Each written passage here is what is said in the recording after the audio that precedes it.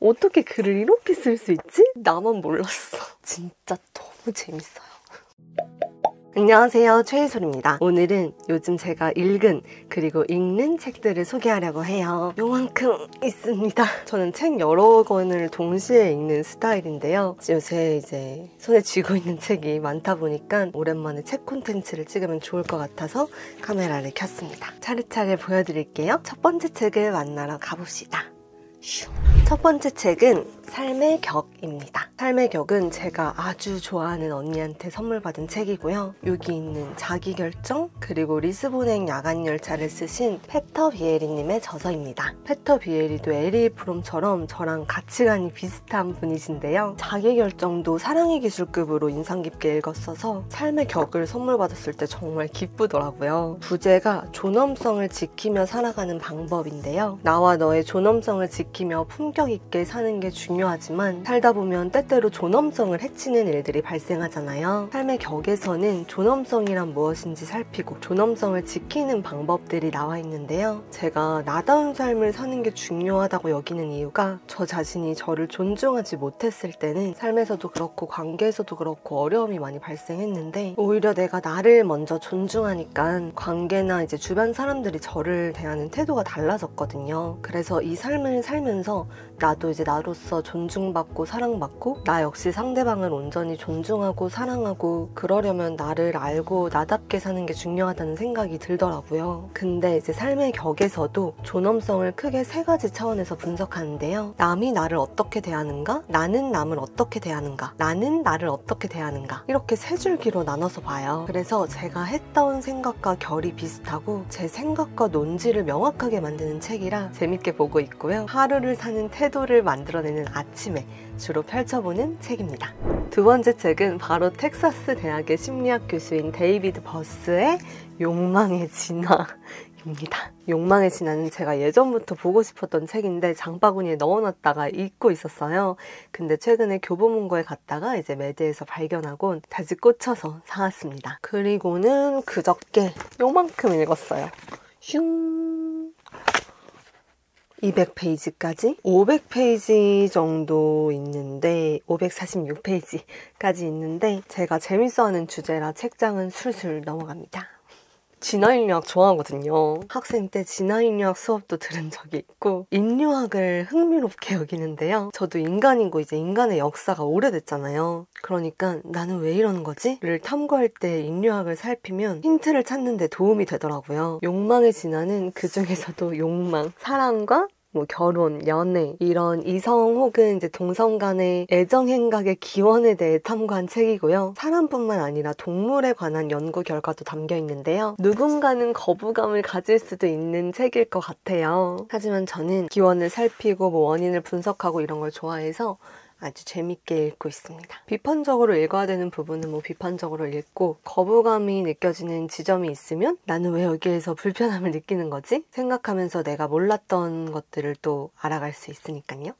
세 번째 책은 사티아 도일 바이오크의 어른의 중력. 제 지금 나이가 딱 어른이 되어가는 시점인 것 같아요. 그래서 요즘 어른이 되면서 커지는 마음들에 대해 생각이 많이 드는데요. 서점에서 매대를 훑는데 이제 어른의 중력이 눈에 딱 들어오더라고요. 그래서 샀습니다. 사티아 도일 바이오크. 이름이 조금 어려우시네. 저자는 아이에서 어른으로 넘어가는 20대, 30대의 시기를 쿼터 라이프라고 정의하고 이 시기를 지나고 있는 사람들을 상담한 이야기들을 책에 녹여냈는데요. 10대 때는 마치 성인이 되면 다 해결될 것처럼 얘기를 듣기도 하잖아요. 무언가를 하려고 하면 그건 어른 돼서 해도 돼. 지금 말고 성인이 되면 하거라.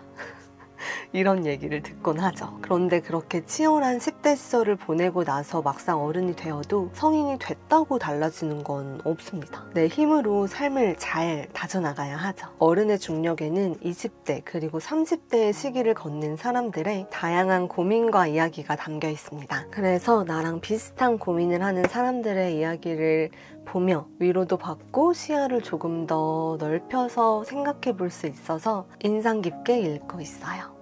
그 다음은 조너선 프렌즌의 자유. 이 자유는 이제 읽기 시작한 소설이고요. 아직 몇 페이지밖에 안 읽어서 가타부타 하긴 어렵지만 초장부터 흥미롭게 보고 있습니다. 친구 집에 갔다가 발견했고 친구가 재밌다고 해서 샀습니다. 보시면 두께가 꽤 두꺼워요. 이렇게 되어 있습니다. 그래서 심리적 장벽이 처음에는 조금 느껴졌는데요. 3대 가족사를 다방면으로 풀고 있어서 책장은 그래도 술술 넘어갑니다. 다음에 무슨 사건이 일어날까 궁금하게 만드는 책이에요. 5번째 책은 김영민 교수님의 인간으로 사는 일은 하나의 문제입니다. 이 책은 1년 전에 샀다가 드디어 펼쳤는데요. 왜 이제 읽었나 싶어요. 그런 말 있잖아요. 어려운 얘기를 쉽게 하는 사람이 진짜 명장이다. 김영민 교수님이 그러셔요. 글을 되게 쉽고 명쾌하게 쓰셔서 문장들이 확확 와닿는데요. 인간으로 사는 일은 하나의 문제입니다. 에서는 권력과 정치에 관해 이야기하십니다. 뼈 때리는 이야기들이 많이 나와 있고요. 단순히 권력을 쥐는 정치가 아니라 김영민 교수님의 표현을 빌려오면 숙고된 정치에 대해서 이제 논하시는데 현실적이고 명확해서 생각이 선명해지는 기분이 듭니다. 6번째 책은 송희구 작가님의 김부장 이야기. 송 작가님의 김부장 이야기는 저만 몰랐던 책인가 보더라고요. 제가 트렌드에 약해서 트렌드를 약간 몇 년 뒤에 따라가는 경향이 있는데 김부장 이야기를 읽으면서 너무 재밌어서 친구들한테 막 나 요즘 김부장 이야기 읽고 있는데 막 정대리가 어떻고 권사원이 어떻고 김부장이 어떻고 막 송과장이 어땠어 막 이러고 이제 얘기를 하니까 친구가 이걸 이제 봤냐고 호통을 치더라고요. 나만 몰랐어.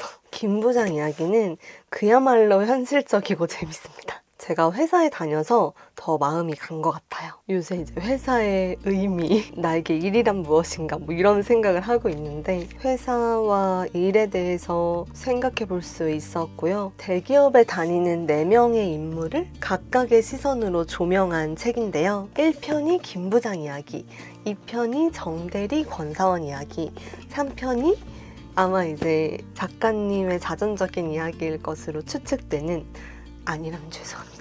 송 과장님 이야기입니다. 총 3편인데 일주일 만에 이 3권 다 읽었어요. 직장인이라면 누구나 공감할 만한 이야기고 경제, 부동산, 뭐 독립, 자립, 투자, 돈 이런 거에 대해서도 생각해 볼 수 있는 책입니다. 마지막 책은 버드피드의 영국판 편집장이었던 톰 필리스의 이상한 아니지 인간의 흑역사입니다. 이것도 너무 재밌어요. 어떻게 글을 이렇게 쓸 수 있지? 저는 출퇴근길에 책을 읽거나 유튜브 원고를 편집하는데 지하철에서 읽으면서 계속 이러는 저 자신을 발견했습니다. 읽다가 너무 웃겨가지고 표지에 문구에 꽂혀서 샀거든요. 인간의 욕심은 끝이 없고 똑같은 실수를 반복한다. 맞아. 인간은 그래. 제가 또 최근에 좀 욕심에 대한 회고를 했잖아요. 그래서 마음에 더 내려앉았나 봐요. 그리고 근래에 본 책 중에 또 클루지라는 책이 있는데요. 클루지에서는 우리가 생각하거나 선택할 때 작용하는 여러 오류들에 대해서 다루거든요. 근데 클루지를 읽고 인간의 흑역사를 읽으니까 둘이 되게 연결되는 지점들이 많아서 클루지에서 봤던 것들의 실사례를 접하는 기분이 들고요. 진짜 너무 재밌어요. 지하철에서만 안 읽었으면 이 아니라 진짜 폭소했을 그런 지점들이 곳곳에 있습니다. 세계사에 쉽게 입문하고 싶은 분들께 추천하고 싶은 책이에요. 이렇게 제가 요즘 읽은 그리고 지금 읽고 있는 여러 책들을 소개했고요. 오늘 영상이 도움이 되었으면 좋아요와 구독 눌러주시면 감사하겠습니다. 우리 구독자분들은 어떤 책을 읽고 계신지, 어떤 책을 인상 깊게 읽으셨는지 이런 것도 남겨주시면 좋을 것 같고요. 저희는 또 다음 시간에 뵙겠습니다. 오늘도 영상 봐주셔서 감사하고 다음에 또 만나요. 안녕.